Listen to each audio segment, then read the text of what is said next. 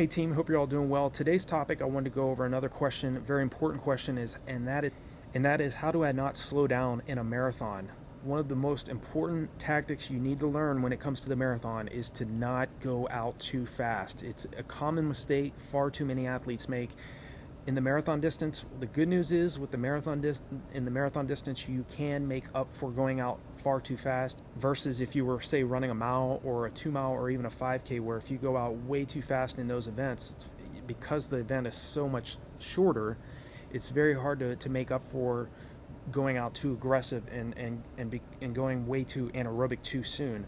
In the marathon distance, you can go out way too aggressive, and because it's such a long event, you do have more time to make up for that mistake. So making sure that you're not running too aggressive in the early miles or the early kilometers of the marathon is key. You focus on your strategy, you focus on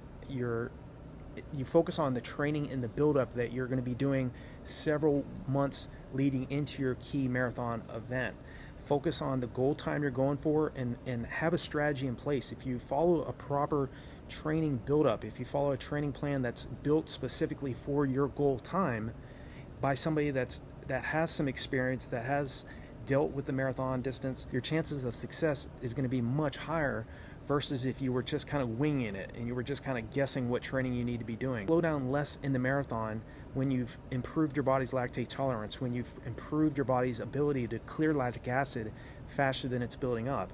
The reason why we don't improve in the marathon if we're running too much easy, relaxed aerobic mileage is because there's such a small accumulation of lactic acid buildup when we're running. You're not challenging your body's energy systems when you're running easy, relaxed mileage. So of course you can run for several hours at easy aerobic effort, but if you're focused on running very fast over 26.2 miles or over 42.2 kilometers, whether those extremely aggressive efforts, whether those are doing hill repetitions where you're running at your VO2 max, running around 95 to 100% of your max heart rate, or doing repeat miles on the track, repeat kilometers on the track. Especially for the marathon, some of the workouts I did over the years was 10 1K repetitions at around 250 to 252 per rep when I was at my fittest. Doing repeat miles on the track, 6 1-mile repetitions was one of my favorite workouts. When I could do 6 1-mile repetitions on the track at around 442 to 444 per rep with around a 60-second recovery in between each one of those repetitions, I knew I was in dangerous shape. Okay. Doing 3 2-mile repetitions, that was another key workout that helped me run 2:19 for the marathon. When I could get those 2-mile repetitions under 10 minutes flat with around a 3 to 4 minute recovery in between each one of those 2-mile repetitions, then I knew I was in great shape. And so you have to make sure that whatever time you're going for, whether you're trying to run a sub 4 hour marathon and you're trying to run under 9:09 per mile or 5:41 per kilometer pace, or if you're trying to break a 3-hour marathon and you're trying to run 6:52 mile pace or 4:16 per kilometer pace, you have to make sure that you're setting up your training strategically enough that you can get that pace to feel easier, so you slow down less and you sustain that pace and you're able to run even faster in the last 10 kilometers. You're training, remember, you want to train the body to burn what it has much more of, and that is fat storage. What we have less of is carbohydrate storage. You want to make sure that you're training the body to conserve what it has much less of, which is carbohydrates, and burn what it has much more of, which is fat storage. The only way to do that is to run for long enough periods of time, running at a much longer period of time at an aerobic effort, but also running at a shorter period of time at a much more aggressive anaerobic effort in training. So doing long runs, long, slow, and easy every single weekend is not necessarily going to guarantee you a faster marathon time. But what will guarantee you a faster marathon time and to not have to experience hitting a wall is to start running at faster paces during that long run. Okay, some of the types of long runs I was doing that helped me go from 243 to 219 for the marathon, that's a massive jump. 21 minutes is a massive jump in time. But what helped me the most was doing a mixture of, sometimes I would do maybe do a 20-mile long run where I would run every fourth mile under 5 minutes during that long run, and then settle back into around 6:15 mile pace, run a few miles at like 5:30 mile pace, then drop a sub 5 minute mile. Okay, so you have to do a mixture of different paces. If you're aiming to break a 4-hour marathon, that might be running every fourth mile at around 8 minutes.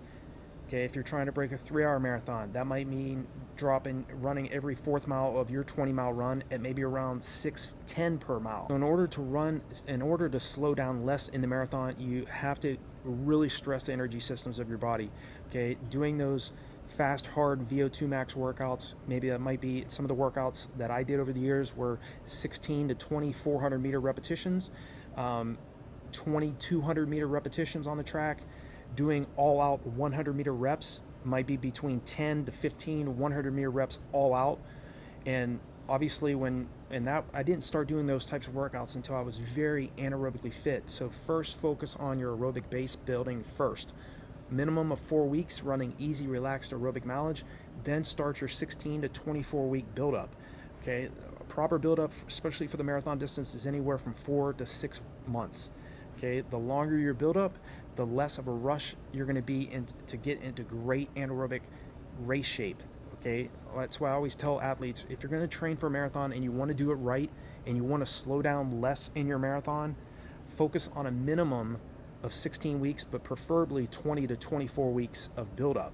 Okay, anything longer than that, it's going to be very difficult unless you're really being strategic in how you're building your training. Meaning, what I mean by that is, make sure that you have some recovery weeks in that buildup. Okay, it might be every 3 to 4 weeks. What I try to focus on with my athletes and the training plans, as well as the personal coaching I have with a few athletes that I work with one-on-one, is I really focus on doing a recovery week around every third or fourth week, so that the athlete, I might have an athlete running 90 miles one week, and the next week it might be 50 miles as a recovery. Okay, and then we go back up again in volume. So it's not just consistent mileage you want to be focused on. You also want to make sure that you're paying attention to your recovery, and so that you can really get the most bang for your buck for the hard anaerobic workouts you're doing, whether those are repeat miles, repeat 2 miles on the track, 5 to 10 mile tempo runs on the roads, or time trials that you're doing. It might be a 5K or 10K time trial, or a 5K or 10K race. You want to make sure that you're also paying attention to your recovery. All of the benefits of our hard trainings are going to come from the rest period. It's what happens to the body physiologically after the hard track workouts, after the hard road sessions that we're doing. So that's my answer in terms of how do you slow down less in a marathon. Focus on making sure you're not going out far too fast in the early stages of the race, paying attention to your hydration practices in training first. Make your mistakes in training. Don't make them when it comes time to race. So make sure that you're practicing taking it in. Drop a water bottle out every 3 miles, every 5 kilometers along your long run route. Drive your course first. Drop your water bottles out. Practice hydrating well, taking in a few gels in training, and do that every single weekend. So again, it becomes very automatic, so that when you get to the race, you've practiced it enough that you have an idea of how much fluid your stomach can withstand. You've spent some time ingesting some gels during your long runs. Mix up your hydration as well. Maybe one weekend just drink water during your long runs.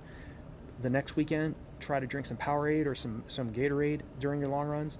Practice ingesting those different types of fluid and find out what fluid works best for you, so that you can really focus on that in the race.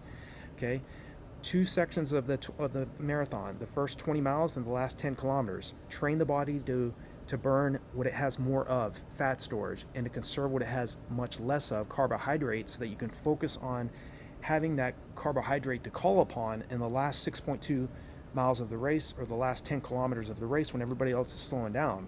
You can maintain that pace, or even speed up and run even faster than goal race pace in the last 5K or 10 kilometers of that marathon. So I hope this makes sense in terms of how do you slow down less in the marathon. So these are some of the things you really need to be thinking about.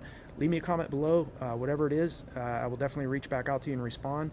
like and share these videos. And if you want to really take your training and racing to the next level, check out the resources below all of these videos that I make. They're there to help you hopefully set a new personal best in a much faster period of time, rather than, again, just guessing on your training. Hope this video is helpful for you all, and I will talk to you all in the next one.